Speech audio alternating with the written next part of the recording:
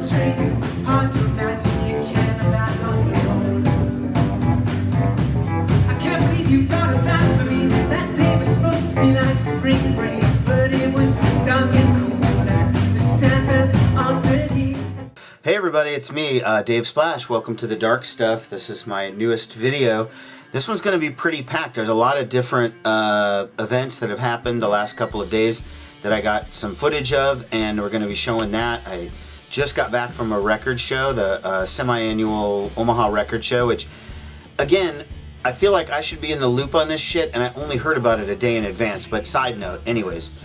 So just got back from a record show. It was packed. I was only in there for about an hour, and I had to leave because it was just so crowded I couldn't really deal.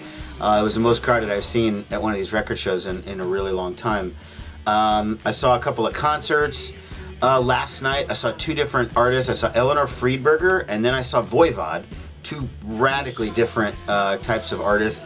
I've got footage of both of those, and plus just general pickups that I've got over the last week or two from a bunch of different places and things. So this is going to be kind of action-packed. Hold on to your seats, folks. This one's pretty crazy. Not really, but anyways. So, like I said, I just got back from the record show. It was at a firefighters union hall here in town, not too far from my house, only really about 5-minute drive. So, I went over there. It started at 10. I couldn't get there till about 10:30, so that's okay. You know, usually the real crazy diehards are there right at 10. But sometimes that's where you find the best stuff, so it's sort of like a trade-off. I couldn't get there right at 10, but I got there about 10:30. Hung out for an hour. Like I said, it was packed. I did... I'm basically right now I'm in this phase where I'm not looking for too much specific stuff. I am looking sort of for Elvis Costello picture sleeve 7 inches, almost anyone you could find. I mean, I'm looking for those. I didn't find any today. I'm looking for anything Bangles related, any weird 12 inches, 7 inches, as long as it's picture sleeve oriented. I have a lot of stuff, but there's still a few things. I didn't find any of that. Besides that, I'm just looking to find stuff in the wild, you know, just, oh, that looks interesting, or I've sort of thought about that, but nothing real specific. That's why when people want to engage in trades with me, it's very difficult because I don't know what I'm looking for. So it's like, you might want something of mine, but I don't even know what I want in terms of to make a trade, so it's difficult for me. Anyways, I only picked up a couple of things at this record show, and this first thing is super cool. This is Big Black, Talk About Fucking. This is a promotional record that came out in right after the Steve Albini or the Big Black album, Songs About Fucking. So this is an interview. This is an album for those of you unlucky enough to have missed your chances to interview the most brilliantly eloquent group of musical statesmen in the world. And the interview was conducted in Texas, and this must have been posthumous after they broke up, because 1987 was their last album and tour. So I paid $20 for that, but I talked to a guy there who said he's seen this sold for as high as $100, so I feel pretty good that I only got it for $100 or for $20. I mean, I didn't feel too bad, so happy about that. So cool, Big Black. And then the only other thing I picked up at the show was this album from UFO called Lights Out. This is another one of those things where I didn't know specifically I was looking for it. I kind of wanted to check out UFO, but I tried a UFO album a couple years ago and I got the wrong one or something, like an 80s one, and it was fucking awful. So I've been reluctant. So I saw this one, I saw that Michael Schenker's on it, and I saw that Pete Way is on it, and I was sort of like, well, maybe this is a good one, you know? And when I was grabbing it, the guy at the dealer was like, oh, that's a good album, man, that's a good album. And he's like, so-and-so is, such and such album is better, but that, and I'm like, so, but this is good. He's like, yes. Streets, there's a rumbling, smell of anarchy. No more night time, white more shoe shine, high in the sky dreams.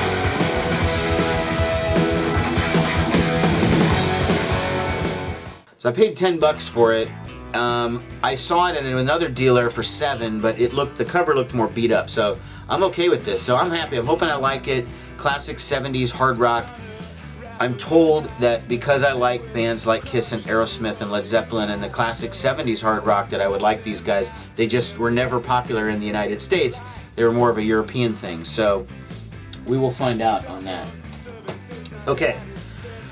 So as I stated last night, I saw a couple of concerts. The two artists were playing, and they were playing like catty corner from one another in these clubs, so it was very easy to hit both. And it helps that my brother owns both of the venues, so it's like I could just go from one to the other. But I had it timed out so that I was going to see Eleanor Friedberger, who's a female indie rock artist. You might know her from her group, The Fiery Furnaces. She used to be the singer for that group. They broke up a couple years ago. She's gone solo, and she has 3 solo albums. I've only heard this one, which is called Personal Record. This is the promo packaging, so I don't have the full packaging. But this is her 2013 album. And I'd heard this, and I played it on the radio, and I really liked it. It was on Merge, and I thought, well, okay, she's pretty cool. So I wanted to check out the show. I found out, you know, certain things about her. She seems like a cool person. She used to date Mark Maron for a little bit. I don't know if that's a claim to fame or something she tries to hide, but whatever. I went to the show expecting to think it's going to be okay. I'll watch it for about an hour, and then I'll go to the other club to catch Voivod, who is playing at this place called The Waiting Room.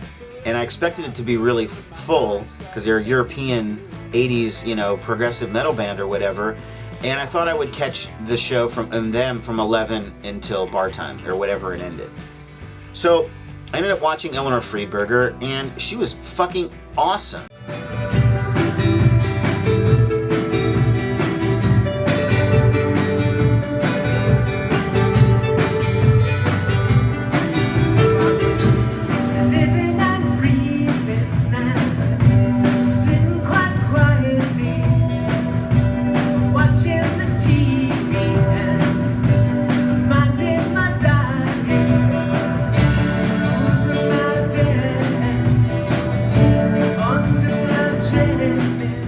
I mean, I really enjoyed it. I only knew a couple of songs just from the one on their last album, and she was playing all this new stuff from her new album, which is called A New View, and it's out on another label. It's on French Kiss Records. So all this stuff was brand new. I didn't know any of it, but I really liked almost every song that I heard. It was just fantastic. Why would you want to dim the light? Let that record play all night. Or scramble you open with the white. Why would you want to do that? Why would you want to do that? Because I asked you. Because I asked you to. Sometimes Eleanor played an acoustic guitar, and it was plugged in to an amp, and it had effects on it and stuff, and then she had a guitar player and a full band and everything. And then for a little bit, then she played acoustic sometimes, and then other times just sang, holding a microphone while the band backed her up. I am so just think about it. I'll be here all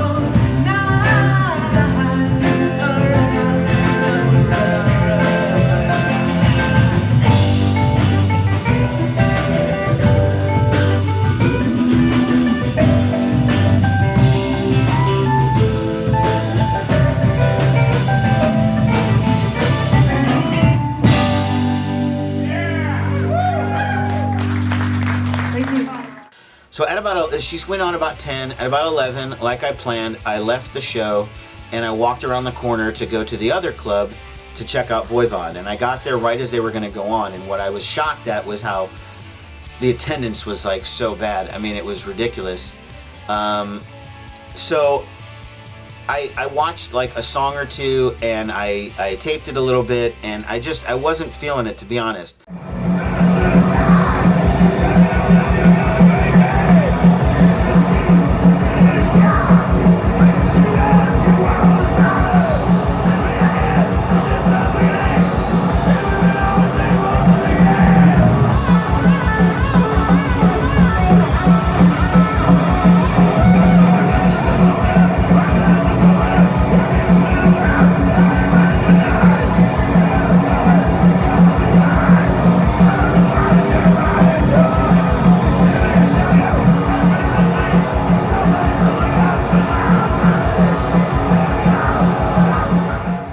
Some friends who were there that were really into Voivod, who said it was fucking amazing, and it was awesome, and it didn't matter that there was no crowd. There was like 70 people there or something like that on a Saturday night.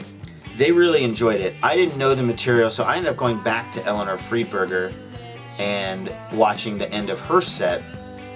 And then after she was done, She just kind of jumped off the stage into the crowd and walked to the back of the club, out the door, and over to the merch booth, and was just standing there. So I went over and I bought her new album from her and talked to her for a little bit, and she signed it for me. So this is a copy of the new album, Eleanor Friedberger, A New View. And she had the silver Sharpie, fortunately, because I forgot to bring mine. So I haven't listened to it yet, but I'm really excited because the material that I listened to, the stuff from the show was just fucking great. I mean, I really, really liked it. So Eleanor Friedberger, I think once I get a little deeper into the album, I'll readdress it or something at the time. And again, it's not that Voivod was bad. I just didn't really know this stuff, and I was really vibing on that Eleanor Friedberger, and all I was thinking of was, I kind of want to go back and check out the rest of that set. And then when she did wrap it up, I could have gone back and caught more of Voivod, but I don't know, ultimately didn't. I was tired, excited to go to bed. So, what are you going to do? So that's the end of my little concert section of the show. Other thing, these are just some general pickups that I've gotten a little bit. Let's stick to vinyl first, okay? I got a copy of Electric Warrior from T-Rex. This is one of the 180-gram reissues of this classic album from 1971, Gatefold. It's really nice. I've had this album forever. It's one of my favorite albums of all time. I love T-Rex. But I didn't have any Mark Bolan or T-Rex on vinyl. So rather than go out looking for some rare pressing or whatever, I was willing to pay $20 for a brand new copy of Electric Warrior. Very, very worth it. Sounds great. Very, very happy with it. Zero complaints. I picked up this new-ish Foo Fighters. I think it came out last fall. I just watched a video this morning. Corey over at Corey's VC channel showed this exact same record. Said that he picked it up and mentioned that you could have gotten the music for it for free off their website. I guess I didn't get the memo on that one, so I only got the vinyl. But I got it. I've seen the Foo Fighters a couple of times. I have all their stuff on CD. I didn't have any vinyl, so I decided, I'll pick it up. So it's pretty cool. Black vinyl, nothing super fancy. I've talked about a friend of mine who runs a label that puts out called Roratorio up in Minneapolis, and releases a lot of rare, like, free jazz stuff and a lot of sort of underground 60s psych bands that never really got their day back in the 60s, and he reissues their stuff. And he's got a new 7-inch out that he sent me from a band called the Cleveland Wrecking Company, okay? And they were from the Bay Area, late 60s, and the tracks are, there's 2 songs, and they were both recorded in, they think, 1967 and 1968 at either the Fillmore or the Family Dog somewhere in San Francisco. And on the inside of the sleeve, it shows a picture of them playing at a mental hospital in the 60s, and then this long paragraph from one of the bands talking about their time, and they were like, and he writes, "If there was a club in the Bay Area, we played it. We shared the same stage with bands like Santana, Big Brother and the Holding Company, The Electric Flag, The Grateful Dead, Big Mama Thornton, The Charlatans, Creedence Clearwater Revival. We headlined over the band Chicago at the Whiskey A Go-Go in Los Angeles." And then later they tell the story about how they got a recording contract with Vanguard, and their manager took the recording advance and went down to Mexico and was going to buy a whole bunch of marijuana down in Mexico and then bring it back over the border, sell it, and then that would sort of quadruple the band's recording advance so they could record more money, or have more money to record with. That was the idea, right? As you might imagine, it didn't pan out, and the guy got ripped off still in Mexico after he'd given the guy all the money. He got the weed. Apparently he started walking away, and then he got robbed, and so he ended up having nothing, so the band never got to record their debut album, so obviously they got screwed. So that was the Cleveland Wrecking Company. Interesting story. Good stuff. It's only 2 songs. Good psychedelic late 60s music. Let's see here. I picked up this DVD, double DVD called Deep Purple, History, Hits, and Highlights, 68 to 76. I've been on a bit of a Deep Purple kick lately. I'm starting to discover more of this. I've only really listened to, I guess, what they're calling Mach 2 of Deep Purple, which is the version with Ritchie Blackmore, Ian Gillan, Roger Glover, John Lord, Ian Pace.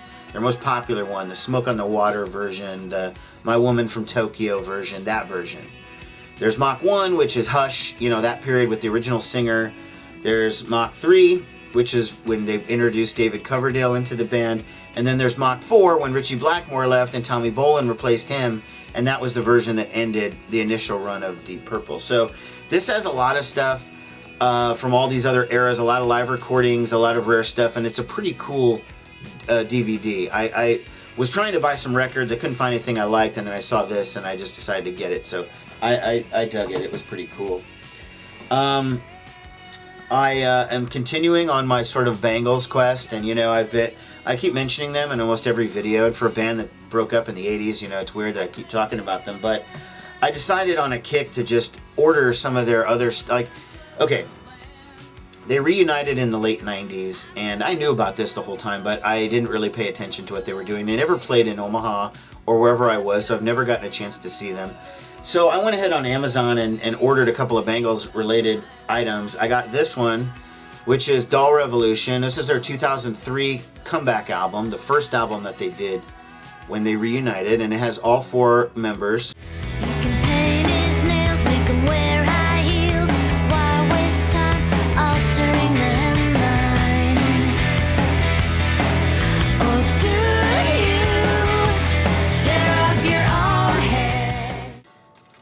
There you go. And it's a double disc because it also opens up and has a DVD, a limited edition DVD on there, which features a music video or two, some interview clips, a little bit of thing called The Day in the Life of the Bangles. And it's pretty cool. It's, you know, it's not amazing, but the disc itself, the music is very good. I mean, it's very enjoyable for a band coming back, again, after being gone for 14 years. They really hit it on this one, so I liked it.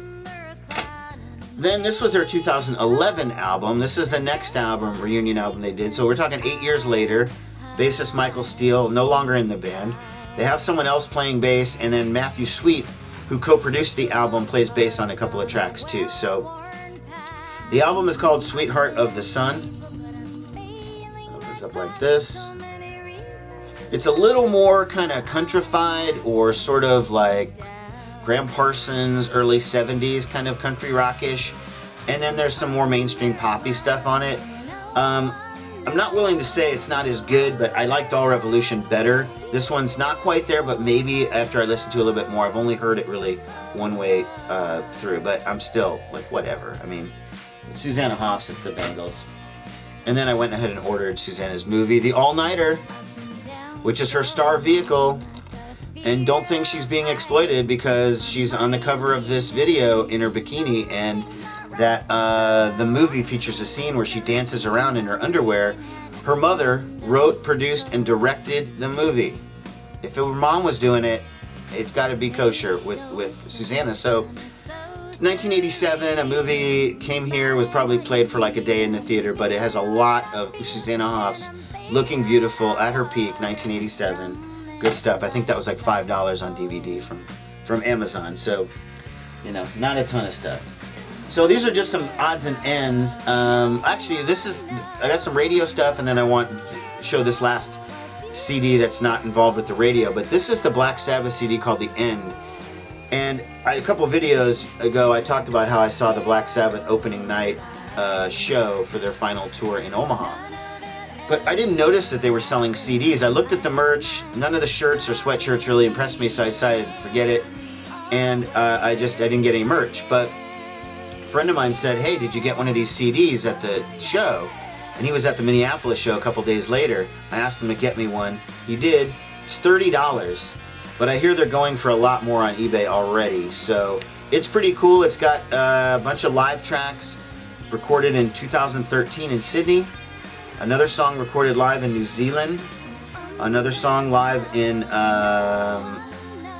Canada. So 8 live songs, I guess. No, I'm sorry. 1, 2, 3, 4 outtakes from their last album, 13. Then 1, 2, 3, 4 live tracks recorded in New Zealand and Canada. Black Sabbath, The End. Okay.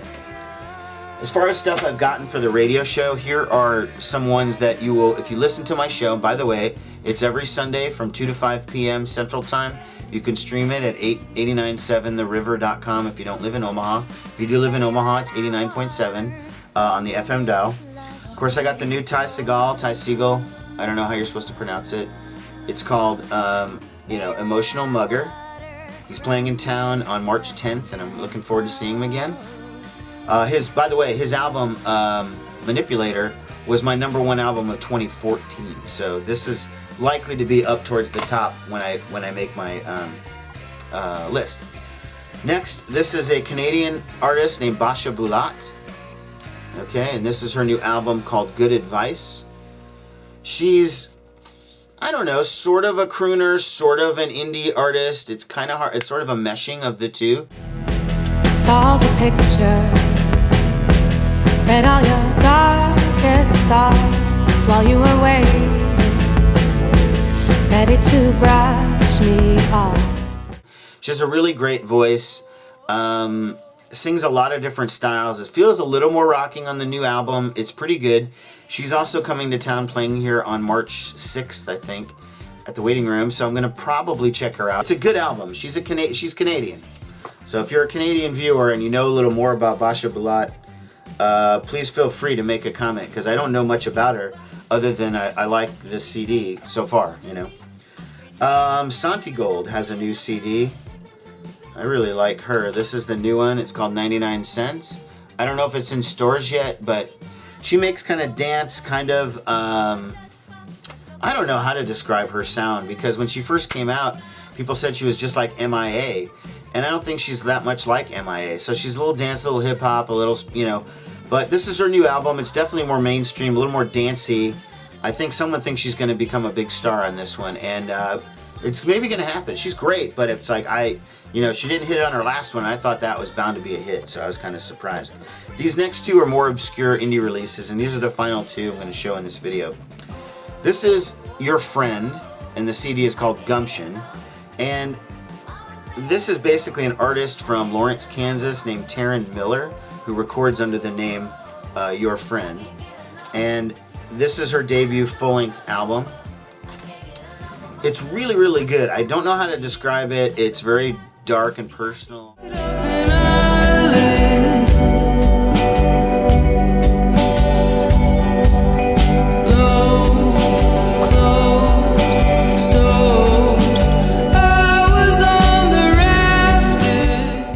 Falls under the category of indie rock, but it's not like more fast, upbeat paced indie rock. It's sort of slower and more moody and stuff like that. Really, really good though. I'm digging it so far. I played the song, let's see here, Heathering, which is the debut track on my radio show, and wow, it was fucking great. And the last one, this is a group I knew nothing about called Deep Sea Diver, and this is their album called Secrets. And again, I went to check it out, and I played a song off the record on my show. Played let's see here, Notice Me.